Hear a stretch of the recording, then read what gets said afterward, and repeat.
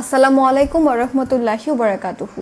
প্রিয় দর্শক, আশা করছি সবাই ভালো আছেন, সুস্থ আছেন। যারা এখনো আমাদের চ্যানেলটি সাবস্ক্রাইব করেননি তাদের কাছে বিনীত অনুরোধ জানাচ্ছি চ্যানেলটি সাবস্ক্রাইব করে দেওয়ার। সবাইকে স্বাগতম জানিয়ে শুরু করছি আজকের সংবাদ প্রতিবেদন। সেনাপ্রধানকে বলবো, দেশের ভালো চাইলে অন্যায়ের প্রতিবাদ করুন, গণতন্ত্র প্রতিষ্ঠা করুন, ওবায়দুল কাদেরের মতো দেশদ্রোহীদের বন্দী করুন।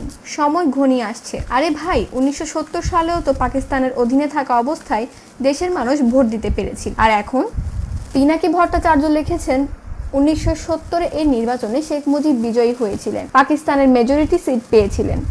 সো কল্ড বর্বর পাকিস্তানিরা ভোট দিতে চেয়েছিল বাঙালিদের। স্বাধীন হয়েছেন, তাই না? ভোট দিতে পারেন না। তো এই স্বাধীনতা নিয়ে করবেন কি? দেশ স্বাধীন হয়েছে, কিন্তু মানুষের কথা বলার অধিকার হরণ হয়েছে। ফ্রিডম অফ স্পিচ বলতে যেটা, সেটা বাংলাদেশে এখন আর নেই। ভোট দেওয়ার অধিকার, কথা বলার অধিকার এখন আর নেই। তার মানে গণতন্ত্রকে হত্যা করা হয়েছে। আর যারা বলেন স্বাধীনতা মানে শুধু ভোট দেওয়া না, তাদের স্বাধীন মতামত সম্পর্কে তাদের জ্ঞান নেই। বা 1971 সালে কেন পশ্চিম পাকিস্তান পূর্ব পাকিস্তানের জনগণের উপর আক্রমণ করেছিল, এইগুলো তাদের জানা নেই বলেই এমন জ্ঞান দিচ্ছে। দেশ স্বাধীন যারা করেছিল তারা এখন বাক স্বাধীনতাহীন অবস্থায় আছে। জোর করে শাসন পাওয়া যায়, কিন্তু ভালোবাসা পাওয়া যায় না। আওয়ামী লীগ ক্ষমতায় থাকার পরও শেখ মুজিবুর রহমানের ভাস্কর্য ভাঙচুর করে, ক্ষমতা থেকে সরে গেলে বুড়িগঙ্গা নদীতে ডুবাবে। প্রতিহিংসার রাজনীতি বাংলাদেশে বিস্তার করছে। 1971 সালে পাকিস্তানি বাহিনী যে অপরাধ করেনি, সে অপরাধ করেছে হাসিনা বাংলার মানুষদের সাথে। কথা কন ঠিক না ব্যাঠিক? নিজের ভোটটা যখন অন্য কেউ বলবে না তোর ভোট হয়ে গেছে বাড়ি যা, সেদিন এই বিজয়ের যথার্থতা খুঁজে পাবো। এই স্বাধীনতা এখন জাতীয় জাদুঘরে সাজিয়ে রাখা হবে। ওইখানে তেলবাজ আর পা চাটা কুকুরদের স্বাধীনতা ছাড়া সবার স্বাধীনতা সাজিয়ে রাখা হবে। এতে একজন মন্তব্য করেছেন, স্বাধীনতা? আমার এলাকার 40% লোক বেকার, অভাবে আত্মহত্যা করতে চায়। তাদের দুঃখ মোচনের জন্য প্রধানমন্ত্রী অথবা ভিপি নূর সাহেব কি কোনো পদক্ষেপ নেবেন? নির্দিষ্ট ভূখণ্ড ও তথাকার স্থায়ী নিবাসীদের যৌক্তিক ও বৈধ অধিকার নিশ্চিত হলেই অর্থবহ স্বাধীনতা গ্রাহ্য হয়। নিরাপত্তাহীন ও জনগণের মৌলিক অধিকারহীন স্বাধীন ভূখণ্ডের নাম বাংলাদেশ হলেও একে স্বাধীনতা বলা যুক্তিগ্রাহ্য নয়, বরং বৃহত্তর পরাধীনতায় বলাই সমীচীন। 70-এর নির্বাচনে স্বাধীনভাবে ভোট প্রদানের মাধ্যমে বঙ্গবন্ধুকে বিজয়ী করতে পেরেছিলাম, কিন্তু এখন নিরপেক্ষভাবে সাধারণ একটা মেম্বার নির্বাচন করতে পারছি না। আমি কনফিউজড, কোনটা স্বাধীন আর কোনটা পরাধীন। কতিপয় বলদ এখন নিজেদেরকে স্বাধীন বলে মনে করে, কিন্তু তেলবাজ স্বাধীনতা, বিজয় ইত্যাদি নিয়ে আবেগী মার্কা পোস্ট দেয়। কিন্তু কম বেশি সবাই বুঝে গেছে যে দেশ স্বাধীন নয় এবং আমরা বিজয়ী জাতি নই। সেই শেখ মুজিব 1973 সালের সংসদ নির্বাচনে ব্যাপক ভোট ডাকাতি করে গদিতে বসে। তার মেয়ে হাসিনা তারই পদাঙ্ক অনুসরণ করে গত 12 বছর ধরে মহা ধুমধাম করে মহা ভোট ডাকাতি করে জনগণের ঘাড়ে চেপে বসেছে। স্বাধীন বাংলাদেশে মুজিবের আওয়ামী লীগ ভোট ডাকাতি চালু করে অমর হয়ে আছে। স্বাধীন বাংলাদেশে সিরাজ শিকদারকে ক্রস ফায়ার করে হত্যা করে মুজিব প্রথম ক্রস ফায়ার উদ্বোধন করে গেছে। এই সরকার যতদিন থাকবে ততদিন আমরা পাকিস্তান থেকেও পরাধীন। পাকিস্তান আমলে তো আমরা কথা বলতে পারতাম, রাস্তায় নামতে পারতাম, মিছিল করতে পারতাম, আর এখন তো কিছুই করতে পারি না। এই অমানুষগুলো সামান্য ফেসবুকের কমেন্টও সহ্য করতে পারে না।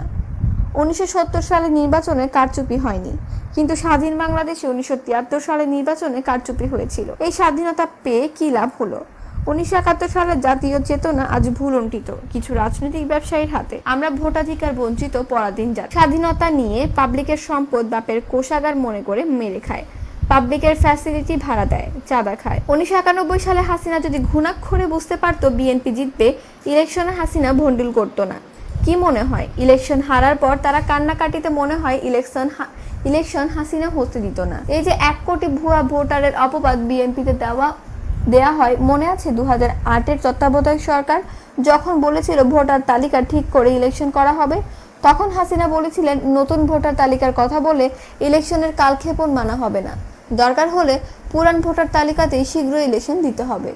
আওয়ামী লীগ আর স্বচ্ছ ইলেকশন একসাথে যায় না, আওয়ামী লীগ আর গণতন্ত্র একসাথে যায় না। আওয়ামী লীগ বাংলাদেশের গণতন্ত্রের কায়েমে সবচেয়ে বড় বাধা। আওয়ামী লীগ গণতন্ত্র চায়, তবে সেটা তার ক্ষমতায় থাকার গ্যারান্টির মাধ্যমে। আওয়ামী লীগ নিরপেক্ষ ইলেকশন চায় দলের জেতার গ্যারান্টির মাধ্যমে। আওয়ামী লীগ মত প্রকাশের স্বাধীনতা চায়, তবে সেটা তার সমালোচনা না, তার সুনাম পাওয়ার গ্যারান্টির মাধ্যমে। এবার ভিন্ন প্রসঙ্গ। 5% আওয়ামী লীগের নেতা ও কর্মী ও হিন্দুরা স্বাধীন হয়েছে। 95% সাধারণ জনগণ পাকিস্তান আমলের চেয়েও পরাধীন। পাকিস্তান সরকার শান্তিপূর্ণ মিছিল মিটিং করার সুযোগ দিত। আওয়ামী লীগের অবৈধ ভোটচোর সরকার শান্তিপূর্ণ মিটিং মিছিলও করতে দেয় না। তাদের পালিত কুত্তাদের লেলিয়ে দেয় পিটিয়ে হাড়গোড় ভেঙে দেওয়ার জন্য। আর এদিকে সেনাবাহিনীও হাসিনার পূজা করছে। সেনাপ্রধান তো নির্বাচনের আগে বলেই দিয়েছে প্রধানমন্ত্রী সেনাবাহিনীকে নির্ভয়ে নির্বাচনী দায়িত্ব পালনের জন্য নিয়োজিত করতে পারে।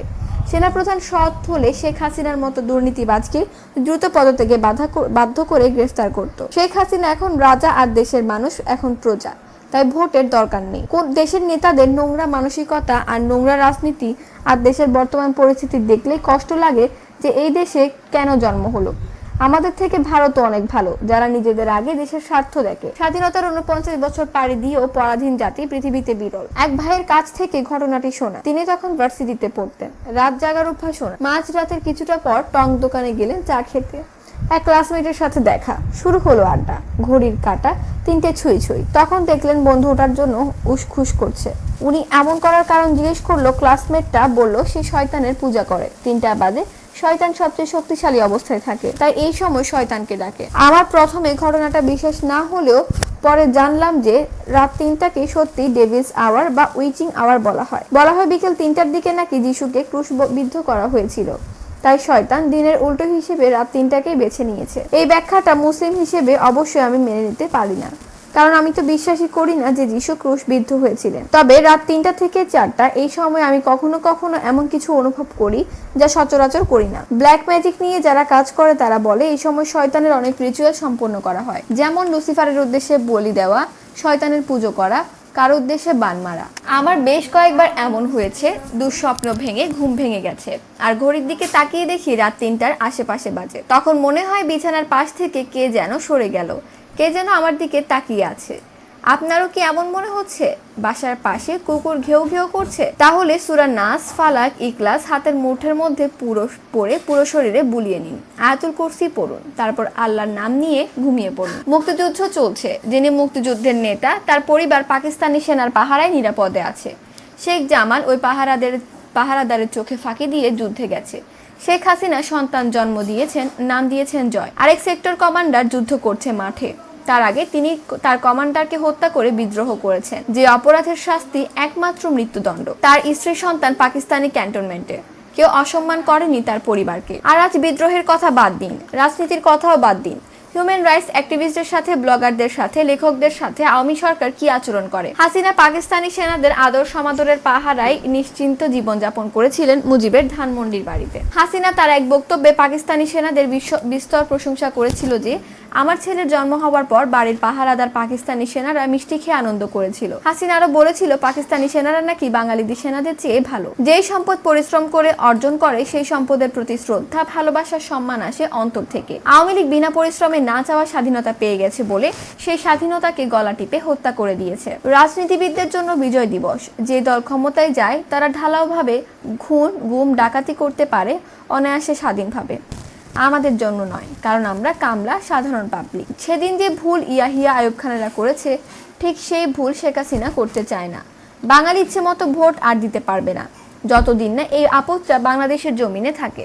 1970 সালে নির্বাচনে কারচুপি হয়নি, কিন্তু স্বাধীন বাংলাদেশে 1973 সালে নির্বাচনে কারচুপি হয়েছিল। স্বাধীনতা কি তাহলে রাজাকারের গাড়িতে পতাকা লাগিয়ে দেওয়া, নাকি রাজাকারকে বাংলাদেশের পাসপোর্ট দিয়ে দেশে ফিরে আনা? কোনটা? ওরা রাজাকার কোথাও লেখা নেই, কিন্তু রাজাকারকে মন্ত্রী বানিয়েছে কারা, রাজাকারের সাথে মেয়ের বিয়ে দিয়েছে কারা, এটা সবাই জানে। চরমোনাইয়ের বাপ হেফাজত নেতারা সকল ইসলামী দল, সকল বিরোধী দল, বেশিরভাগ মুসলমান, যারা ভিন্ন মতাবলম্বী ছিল তাদের কথা আলাদা। ভিন্ন মতাবলম্বীদের শেখ মুজিব সহ্য করতে পারতো না, এজন্য অনেকে দেশ ছেড়ে চলে গিয়েছিল।